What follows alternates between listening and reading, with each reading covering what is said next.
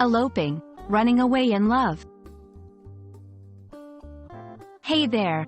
Have you ever heard of the word elope and wondered what it means? In today's video, we're going to dive deep into the meaning, usage, and origins of the word elope. Let's get started.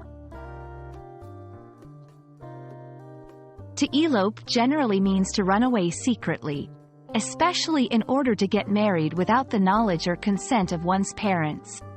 It often carries the idea of two people running away together, usually with romantic intentions.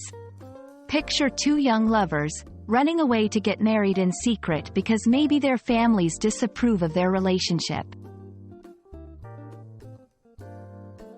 In the past, especially in more conservative societies, it was common for couples to elope because they didn't have their parents' blessings or because of societal pressures.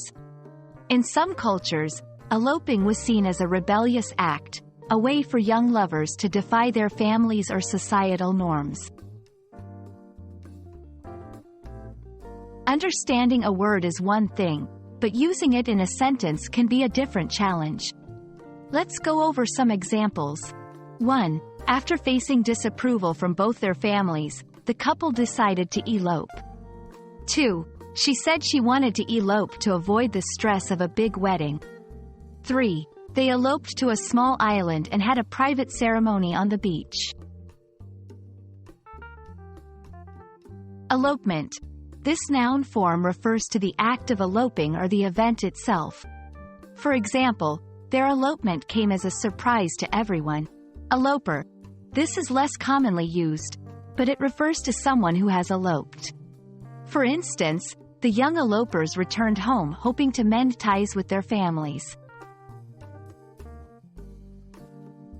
And there we have it.